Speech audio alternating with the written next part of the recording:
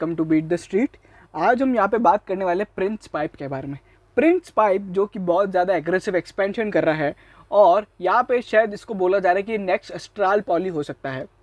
चलिए इस वीडियो में हम उसका करेंगे फंडामेंटल एनालिसिस, उसके बिजनेस को समझेंगे, फिनेंशियल्स, पीयर कंपैरिजन्स, वैल्यूएशंस वगैरह पे बात करेंगे, कंपनी के आउटलुक, मैनेजमेंट आउटलुक पे बात करेंगे एंड उसके बाद हम लोग यहाँ पे सारी चीज़ों के बाद हम यहाँ पे देखेंगे कि यहाँ पे आपको क्या करना चाहिए, लॉन्ग टर्म, शॉर्ट टर्म, यहाँ पे टारगेट प्राइस क्या होने चाहिए।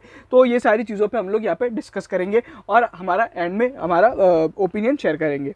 चलिए सबसे पहले अपन बात कर लेते हैं प्रिंस पाइप के जो रिजल्ट्स आए हैं, Q1 के जो रिजल्ट्स आए हैं वो ठीक ठाक आए हैं। अगर अपन देखें यहाँ पे जो रेवेन्यू है, Q1 का जो रेवेन्यू है वो पिछले साल से अगर आप देखोगे 9% से ग्रो हुआ है। अगर इसमें अपन देखें तो इनका प्लम्बिंग और SWR पोर्टफोलियो यहाँ पे सबसे ज़्यादा हेल्दी परफॉर्मेंस दी है। बेसिकली ये कंपनी पाइप्स बनाती है, प्योरली पाइप्स का ही काम करती है। इनकी जो सेल्स वॉल्यूम है वो Q1 मतलब अगर आप देखोगे Q1 FY22 में 18,000 मेट्रिक टन के आसपास रही है, जो कि पिछली बार से 26% से यहाँ पे कम हो गई है। तो ये कि एक बहुत बड़ा कंसर्न है। मतलब अपन यहाँ पे YOY बेसिस पे भी अगर पाइप की वॉल्यूम्स कम हो रही है तो ऐसा अपन ने फिनोलेक्स में देखा था, जिसकी यहाँ पे वॉल्यूम्स यहाँ पे कम हो रही है, तो उसका भी यहाँ पे शेयर प्राइस में बहुत ज़्यादा इंपैक्ट आया था। अब यहाँ पे क्या हो रहा है कि Q1Q भी रिजल्ट खराब ही रहे हैं, YOY में भी यहाँ पे थोड़ी बहुत यहाँ पे रिजल्ट्स में प्रॉब्लम रही है।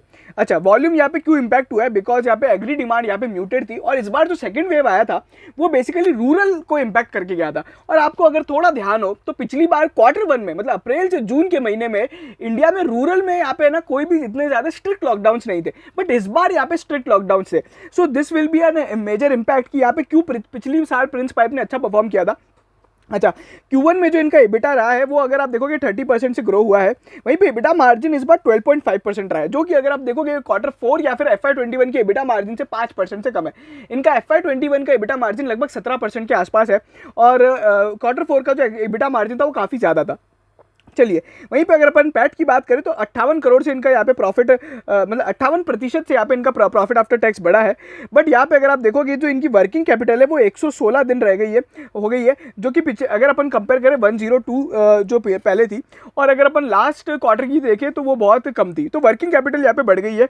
इसका पीछे यहाँ पे क्या है, बेसिकली इन्वेंट्री इनकी बहुत ज़्यादा बढ़ गई। बिकॉज क्या हुआ, इन्हें प्रोडक्ट्स बना तो लिए थे बट इनके लॉकडाउन और सेकंड वेव के कारण यहाँ पे इनके प्रोडक्ट्स बिके नहीं थे, तो ये सारी चीज़ें, इसलिए इनका इन्वेंट्री डेज एकदम से यहाँ पे शूट अप हो गया है। अच्छा, यहाँ पे और क्या बिजनेस अपडेट्स है? प्रिंस पाइप ने यहाँ पे एक प्रिंस 1 फिट लॉन्च किया है, जो कि कॉर्जन CPVC टेक्नोलॉजी के साथ यहाँ पे कॉन्ट्रैक्ट करके यहाँ पे किया है। बेसिकली ये हाई परफॉर्मेंस वाले यहाँ पे पाइप्स वगैरह है, तो इंडस्ट्रियल पाइपिंग सिस्टम ये लोग ऑफर करेंगे अदर तरह तरह की इंडस्ट्रीज़ को, जो कि power generation, metal treatment, paper, pulp, mineral industries, इन सभी तरह के। तो बेसिकली पाइपिंग सिस्टम का है। और एक बहुत बड़ा यहाँ पे एक जो मेरे को सबसे अच्छा लगा वो इन लोग ने क्या किया, UBS के साथ है ना टाई अप किया है। UBS क्या है? UltraTech business solutions. अल्ट्राटेक का एक डिवीजन है अल्ट्राटेक बिजनेस सॉल्यूशंस, जिसके अंदर वो तरह तरह के बिल्डिंग प्रोडक्ट्स बनाते हैं। अब UBS का ऑलरेडी एस्ट्रल और फिनोलेक्स के साथ यहाँ पे टाइप भी है, तो ये एक्सक्लूसिव टाइप नहीं है। बट क्या होगा कि अल्ट्राटेक की है ना इतने ज़्यादा डिपो वगैरह है, इतने ज़्यादा सेल्स आउटलेट है, अगर उन पे अब यहाँ पे अब आपका प्रिंस पाइप भी अवेलेबल होने लग जाएगा तो इनकी बेसिकली यहाँ पे नेटवर्क एक्सपेंशन देखने को मिलेगा। सो यहाँ पे क्या होगा, बेसिकली इनकी बिल्डिंग प्रेजेंस यहाँ पे ज़्यादा बढ़ेगी रिटेल स्पेस के अंदर। और दूसरा Tier 2 और Tier 3 सिटीज़, जहाँ पे यहाँ पे सीमेंट की अगर आप देखोगे तो सीमेंट तो आपको हर जगह मिलता है, बट आप जनरली आपको पाइप है ना हर जगह नहीं मिलेगा। ठीक है, पाइप की अभी भी डेंसिटी यहाँ पे ओवरऑल अगर आप देखोगे तो कम है। तो यहाँ पे ये बेसिकली इनके साथ टाई अप है जो कि ये काम करेगा। और यहाँ पे ये सारी चीज़ें अपडेट थी। अच्छा, रेवेन्यू वगैरह आप देख सकते हो, सेल्स वॉल्यूम मैंने आपको बताया था, EBITDA, पैट वगैरह ठीक है। अच्छा, यहाँ पे YOY बेसिस पे अगर आप कंपेयर करते हो, Q1Q बेसिस पे कंपेयर करते हो तो रिजल्ट्स काफ़ी खराब थे और उसके कारण आज स्टॉक में थोड़ी बहुत यहाँ पे गिरावट देखने को मिली है। बट ये एक अपॉर्चुनिटी है अपने लॉन्ग टर्म बैट के लिए। अब अपन यहाँ पे लॉन्ग टर्म बैट क्यों कर रहे हैं? लॉन्ग टर्म बैट मैं आपको बताता हूँ। देखो, अगर आप देखोगे इनकी यहाँ पे FY21 की जो परफॉर्मेंस थी वो काफ़ी अच्छी थी। EBITDA के अंदर सबसे ज़्यादा ग्रोथ थी FY21 के सेल्स वॉल्यूम, रेवेन्यू और पैट के फिगर्स है। अभी अगर अपन देखें ये YOY profit and loss statement तो अपन देख चुके हैं। वर्किंग कैपिटल जैसे मैंने आपको बताया जो शूटअप हुआ था, अगर आप देखोगे बेसिकली इन्वेंट्री डेज यहाँ पे बहुत ज़्यादा शूटअप हो गया है, मतलब लगभग है ना 3 गुना हो गया है। तो ये एक बहुत बड़ा कंसर्न है और अब अपने को आने वाले क्वार्टर में ये वाला फैक्टर को सबसे ज़्यादा यहाँ पे ट्रैक करना है। अपना इन्वेंट्री डेज यहाँ पे कम होना चाहिए। अच्छा, इंडस्ट्री का ओवरव्यू पहले। अच्छा, पाइप बनाने के लिए अगर आप देखोगे तो इंडिया में आज भी पाइप की जो अगर आप देखोगे pipe per capita basically consumption जो है वो बहुत कम है। अगर अपन देखें इंडिया में आज भी केवल 11 केजीज, एक आदमी केवल 11 केजी ही पाइप यहाँ पे कंज्यूम करता है, जहाँ की वर्ल्ड एवरेज 30 केजी है और यूएस में 110 है। इसके पीछे बेसिकली रीजन क्या है कि इंडिया में आज भी अपने ड्रेनेज सिस्टम या फिर अगर अपन देखें इरिगेशन सिस्टम या फिर अपने पीने का पानी, तो ये आज भी अपने इंडिया में इतना हाइजीन नहीं है और इतना यहाँ पे बेसिकली ऑर्गेनाइज नहीं है। और अगर गाँव में देखोगे तो अपने को जनरली प्लास्टिक के पाइप नहीं मिलेंगे। अपने गाँव में क्या होता है बेसिकली चूने और यहाँ पे पत्थर के पाइप होते हैं, बट अब जनरली सभी जगह ये सारी चीज़ें बदल रही है, तो वो चीज़ों को यहाँ पे इम्पैक्ट हो रहा है। अच्छा, एक और चीज़ जो मेरे को बहुत अच्छी लग रही है कि अभी क्या हो रहा है, स्टील की प्राइसेस और मेटल की प्राइसेस बढ़ रही है, तो आपका जो स्टील का पाइप है अब वो महंगा होने लग गया है। तो अब यहाँ पे क्या होगा कि जो हाई क्वालिटी पाइप से प्लास्टिक के अंदर वो आपकी स्टील के पाइप को रिप्लेस कर सकते हैं। तो दिस विल बी द, है ना, ये एक अच्छी यहाँ पे बेसिकली अपॉर्चुनिटी हो सकती है प्लास्टिक पाइप मैन्युफैक्चरर्स के लिए, जो कि यहाँ पे मेरे को लग रहा है कि यहाँ पे एक आने वाले में बहुत ज्यादा चीजें देखने को मिल सकती है। अगर यहाँ पे स्टील और इनकी प्राइस बढ़ी भी रहती है तो आपको यहाँ पे ये प्लास्टिक वालों को, मैन्युफैक्चरर्स को अपॉर्चुनिटी है टू यहाँ पे कैप्चर। बाकी अगर आप देखोगे इंडिया का जो डोमेस्टिक पाइप मार्केट है वो 12% 10% की CAGR ग्रोथ यहाँ पे हासिल करी है और अभी यहाँ पे लगभग 14% की CAGR अब आने वाले 5 साल में देखने को मिल सकती है। 300 बिलियन रुपीज़ का ये मार्केट अब 550 बिलियन रुपीज़ हो जाएगा। उसके बाद सरकार का भी बहुत ज़्यादा फोकस है। सरकार की तरह तरह के फोकस क्या है, देखो अगर मैं आपको बताऊं, स्वच्छ भारत मिशन जो चलाया था, उसके बाद अगर आप देखें अमृत करके इन लोग ने एक चलाया था, बेसिकली वो बेसिक सिविक अमेनिटीज़ वगैरह, फिर स्मार्ट सिटी में अगर आप देखोगे मिशन चला रखा है। उसके बाद यहाँ पे 40% पॉपुलेशन को नो एक्सेस, अभी यहाँ पे इंडिया में अगर आप देखोगे will have no access to drinking water, तो ये एक यहाँ पे इनके लिए अगर आप देखोगे तो यहाँ पे एक अपॉर्चुनिटी है। उसके बाद अगर आप देखोगे तो आने वाले टाइम में अभी भी यहाँ पे 75% जो हाउस होल्ड्स है उनके पास अभी है ना ड्रिंकिंग वाटर नहीं है। तो ये सारी चीज़ें चल रही है और इंडिया में आज भी 70% वाटर कंटेमिनेटेड है और 600 मिलियंस यहाँ पे अगर आप देखोगे वाटर का यहाँ पे है ना एक्सट्रीम यहाँ पे स्ट्रेस फेस करते हैं। अच्छा, क्री ग्रोथ ड्राइवर्स क्या है, यूनियन बजट में कुछ हाईलाइट्स आई थी। बेसिकली अगर अपन देखेंगे तो एक जो मिशन आया था, एक तो स्वच्छ भारत मिशन 2, फिर जल जीवन मिशन आया था। उसके बाद अगर अपन देखेंगे हाउसिंग डेवलपमेंट में यहाँ पे बहुत ज़्यादा खर्चा किया जा रहा है, फिर एग्रीकल्चर में भी बहुत ज़्यादा खर्चा किया जा रहा है, माइक्रो इरिगेशन फंड बनाया। तो ओवरऑल यहाँ पे सरकार भी बेसिकली एग्री को और यहाँ पे हाउसिंग को यहाँ पे इम्पैक्ट वो कर रही है। तो बेसिकली इनके दो बड़े मार्केट है, एग्रीकल्चर वाला और यहाँ पे हाउसिंग वाला। तो हाउसिंग और एग्रीकल्चर की अगर डिमांड बढ़ती है तो यहाँ पे परफॉर्मेंस अच्छी रहेगी। अब इनको ट्रैक करने का क्या तरीका है, बेसिकली आप फर्टिलाइजर स्टॉक्स को ट्रैक कर सकते हो, जैसे कि चंबल फर्टिलाइजर ने बहुत ही अच्छे रिजल्ट पोस्ट करे। तो यहाँ पे अपने को पता पड़ रहा है कि एग्री डिमांड यहाँ पे अच्छी है। और वहीं पे गोदरेज प्रॉपर्टी जैसी कंपनी को अगर अपन ट्रैक करें या फिर कैन फिन होम्स को यहाँ पे ट्रैक करें तो अपने को हाउसिंग डिमांड के बारे में पता पड़ेगा, जैसे कि एक्रिसिल के रिजल्ट्स भी अच्छे आए थे। तो ये सारी चीजें हो रही है। अच्छा, कंपनी का ओवरव्यू क्या है, बेसिकली ये टॉप 5 मैन्युफैक्चरर्स में से आती है इंडिया की पाइप कंपनी के अंदर।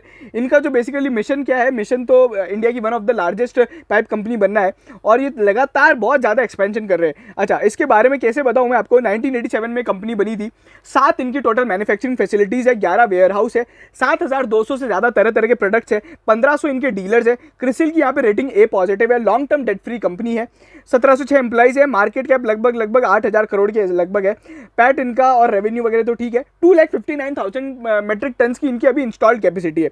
और यहाँ पे ये जो अभी एक्सपेंशन कर रहे हैं उसके बाद इनकी जो बेसिकली कैपेसिटी है वो लगभग 3 लाख मेट्रिक टन्स के लगभग चली जाएगी। तो यहाँ पे अगर आप देखोगे तो ये क्या हो रहा है कि बेसिकली अस्ट्राल की जो वॉल्यूम्स है और अस्ट्राल की जो कैपेसिटी है उससे ज़्यादा हो रहा है। ये मैंने आपको है ना अस्ट्राल वर्सेस प्रिंस पाइप के एनालिसिस में बताया था। तो ये सारी चीज़ें हो रही है।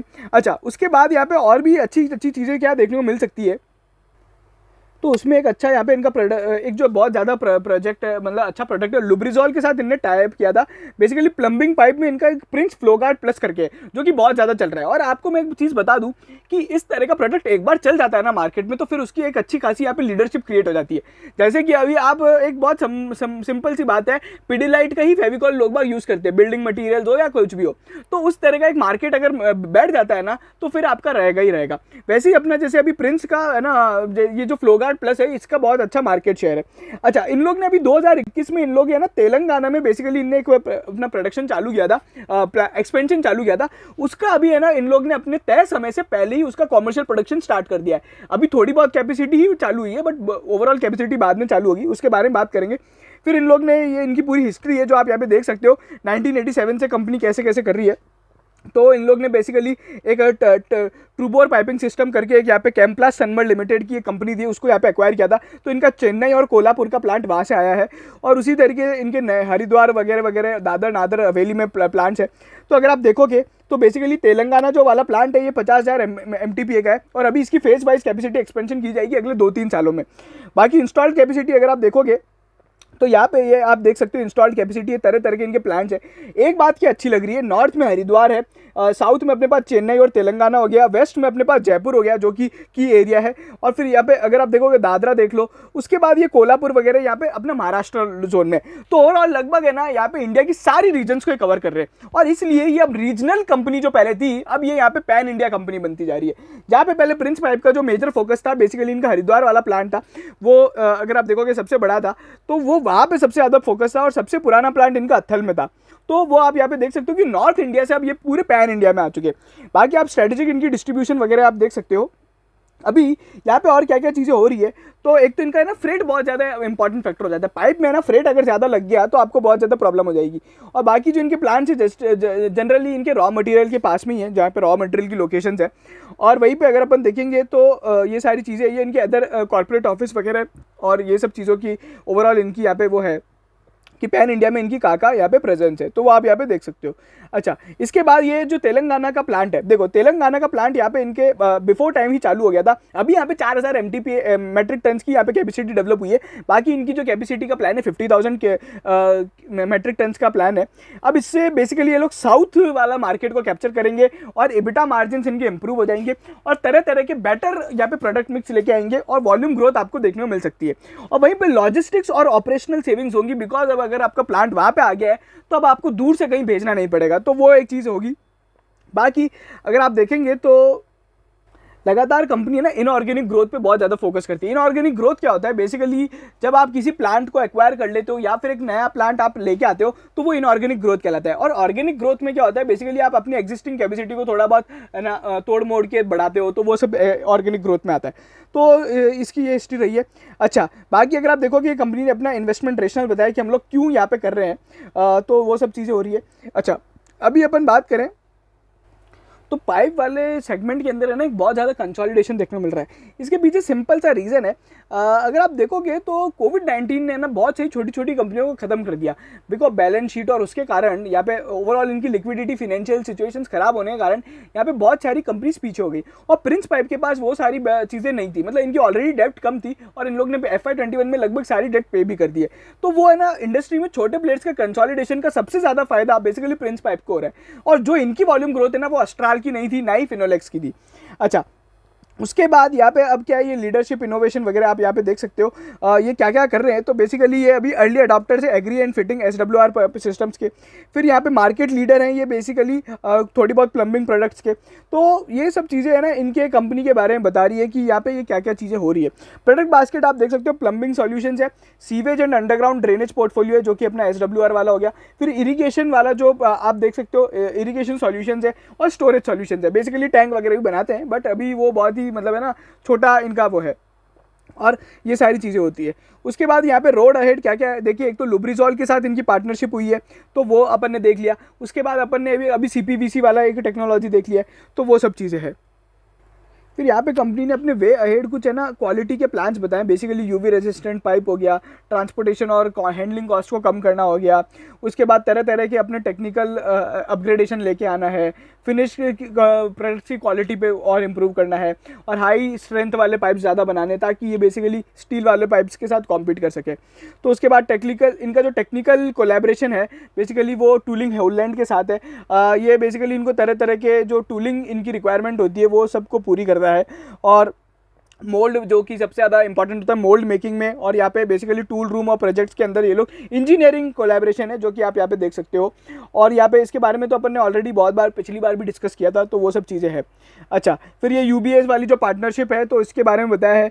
देखो अल्ट्राटेक के है ना 2,000 डीलर्स हैं, और यहाँ पे अभी अपन ने देखा था इनके लगभग इतने भी नहीं है, तो 2,000 इनके डीलर पॉइंट है UBS के अंदर, जो कि इनको यहाँ पे ओवरऑल यहाँ पे पेनिट्रेशन Tier 2 और Tier 3 सिटीज़ में जाने की यहाँ पे ओवरऑल यहाँ पे इनको हेल्प मिलेगी।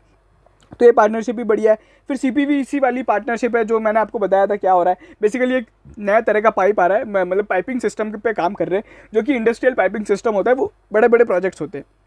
उसके बाद ये लोग इन लोग ने क्या किया है, बेसिकली यहाँ पे एक है ना स्टोर फिट करके एक है जो कि इन लोग ने लॉन्च किया है, जो कि पानी का टैंक जिसको अपन बोलते हैं, तो वो सब चीज़ें चल रही है। अच्छा, उसके बाद यहाँ पे अगर अपन देखेंगे तो कंपनी की ईएसजी वगैरह फोकस है, वो सब तो ठीक है।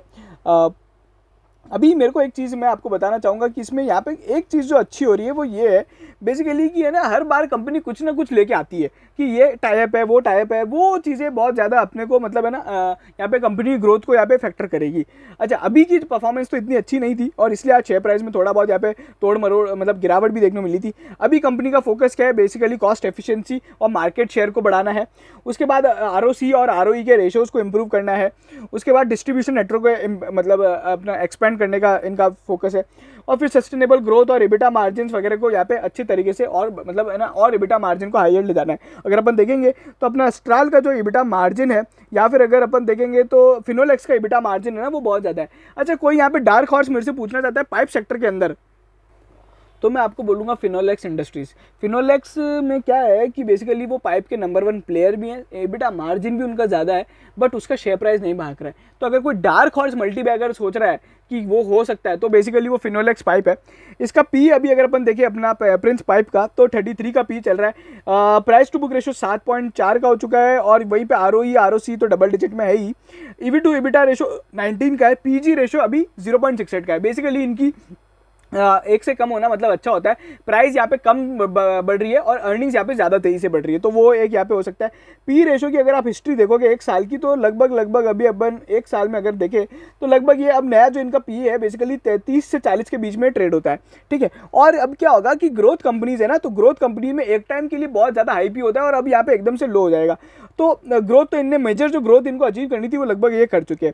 अस्ट्राल से आप इसकी वैल्यूएशन कंपेयर करोगे तो बहुत ही आपको कम लगेगा, बट वहीं पे फिनोलेक्स जो है ना वो एक तो सबसे बड़ा प्लेयर है और दूसरा उसका है ना भाव भी सबसे कम है।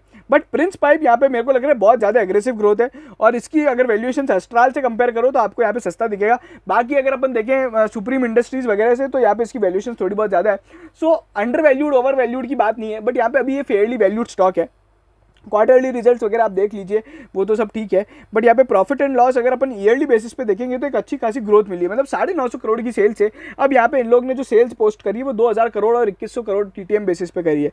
So this is will be the major breakthrough. और लास्ट अगर अपन देखें इन्वेस्टिंग एक्टिविटीज़, यहाँ पे 86 करोड़ का लगभग इन लोग ने इन्वेस्टमेंट किया है बेसिकली जो एक्सपेंशन वगैरह। और लगातार कंपनी है ना बहुत ज़्यादा एक्सपेंशन करती आ रही है, इसलिए हमेशा कैश फ्लो फ्रॉम इन्वेस्टिंग यहाँ पे नेगेटिव चल रहा है। शेयर होल्डिंग पैटर्न में क्या चेंजेस आए, बेसिकली प्रमोटर यहाँ पे कोई चेंजेस नहीं करते, थोड़ा बहुत इनका प्लेज वगैरह रहता है बट वो सब ठीक है।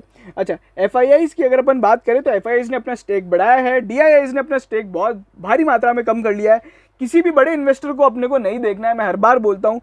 देखिए वो तो करोड़ों में खेलते हैं, अपन लाखों में भी नहीं खेलते, हमेशा का मेरा एक सिंपल डायलॉग है।